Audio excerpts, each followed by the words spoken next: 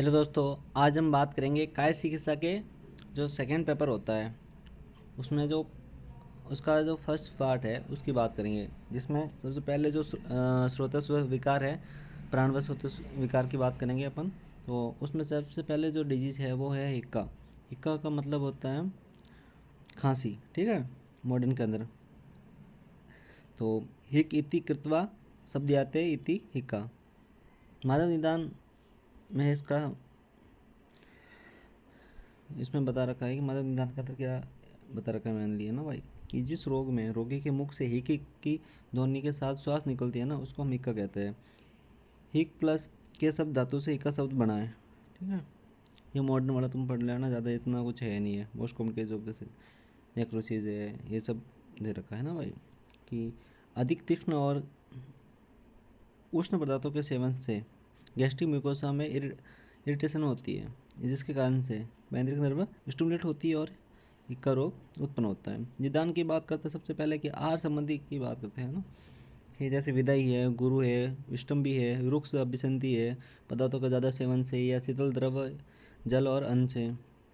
विहार संबंधी की बात करते हैं, यानी शीतल स्थान पर ज़्यादा रहने से, मतलब जहाँ पर ठंडी चीज़ें है ना भाई, ठंडा एरिया ज़्यादा रहोगे तो वहाँ सर्दी ज़्यादा होगी, खांसी ज़्यादा होगी। और जैसे कोई मतलब कारखानों में काम कर रहे हो तो जो डस्ट वगैरह जाएगी अंदर, तो रेस्पिरेटरी संबंधित डिजीज़ भी होगी, तो इससे खांसी चलेगी।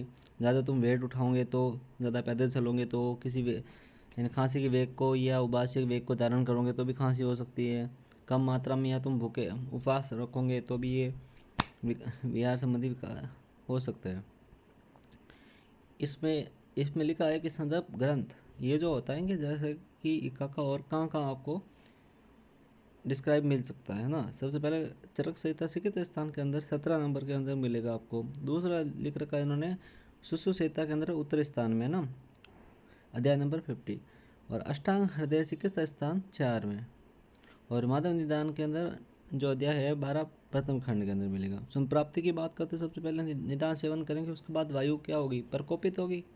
वायु प्रकोपित होने के बाद वायु जो है वो कब के साथ मिलेगी, तो कब के साथ मिल करके तीन जो स्रोतस है उनको अवरुद्ध करेगी, प्राणव, अनव और उदकव, इन दोनों को अवरुद्ध करेगी, जिसके कारण जो है वो खांसी उत्पन्न होगी, मतलब हिक्का रोग की उत्पत्ति होती है।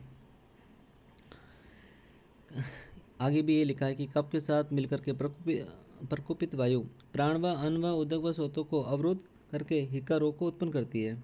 संप्राप्ति की घटक की बात करते हैं अपन, तो सबसे पहले जो दोष है, कौन कौन से दोष है उसमें उत्तरदायित्व जो प्रदान होते हैं, कफ और वात। वात के अंदर जो होते हैं, कौन सी बात इंपॉर्टेंट होती है पूछे जाता है। प्राण और उदान। दूसरे की बात करें तो कौन सी धातु दूसरी होगी, तो रस धातु दूसरी होगी। स्रोतस की बात करते हैं अपन, जो अपन ने पहले बता रखा है कि प्राण व अन्न व उदक व चौथा दृष्टि प्रकार अवरोध टाइप का। अब बात करते हैं हिक्का के भेद, 5 होते हैं। अयजिम, अंजा गंभीरा, यमला महती और क्षुद्रा, ठीक है भाई। अब पूर्व रूप की बात करते कि क्वेश्चन आता है कि हिक्का के पूर्व रूप बताओ, जैसा कि ये क्वेश्चन आता है तो हमारे वाइवा में पूछा जाता है ना।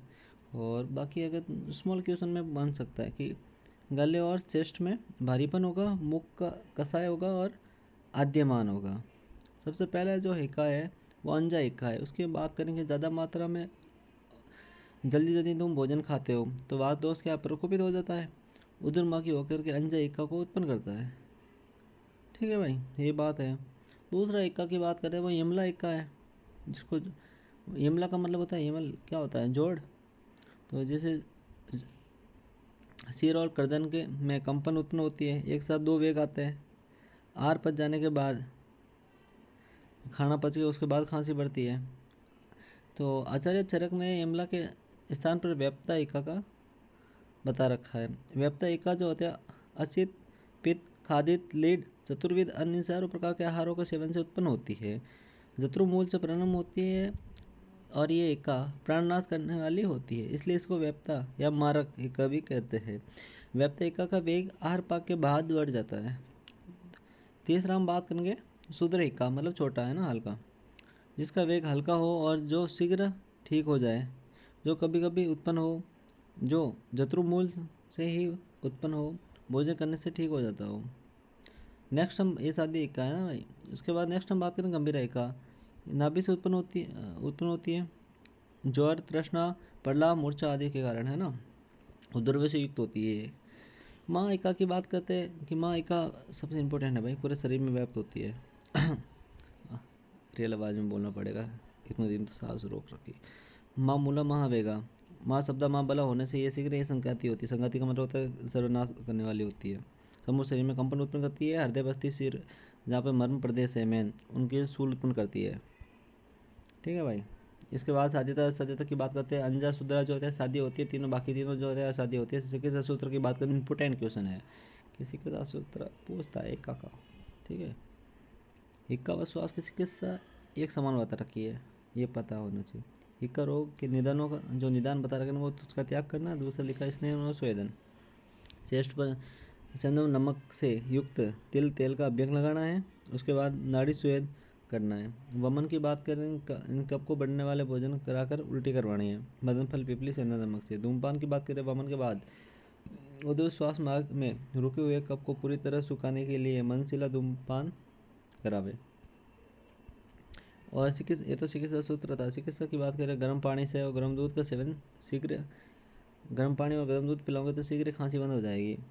कफवात नाशक आहार विहार और औषधि का सेवन करवाना चाहिए। हृद की छूर्ण जो है वो मधु के साथ बार बार चटाए। हृद की जो है वातानुमक होती है। हिक्का में वायु की बाहर की ओर गति होती है, उद्र की ओर। इसी उद्र गति वाली वायु को हृद की अधोगति से निकाल करके ठीक कर देती है। एक लाभकारी औषधि होती है, अपने गुण में पूर्ण चिकित्सा है ये, केवल यही औषधि होती है। इसको हम पानी से भी दे सकते हैं। नस्य की बात करें तो गर्म घी लवण युक्त है ना भाई। अचानक भय उत्पन्न करना, यानी अचानक गुस्सा करना, किसी बात का इल्ज़ाम लगा देने से खांसी शांत हो जाती है। अब क्या व्यवस्था पत्र ये एक दे रखा है कि क्या क्या तुम है ना किसी मरीज़ को तुम दोगे तो कैसे दोगे। भोजन से पहले मयूरी पिच पीपली चूर्ण मधु के साथ जो है, मयूरी पिच कितनी मॉर्निंग में शाम को 500 ग्राम, और पीपली चूर्ण 1 ग्राम शहद के साथ, है ना, दोनों की मात्रा। भोजन के बाद आरोग्य वृद्धि वतनी 1 बीडी। और रात्रि के अंदर जो हरित की चूर्ण 3 ग्राम गर्म पानी के साथ। और प्राणायाम बताएंगे।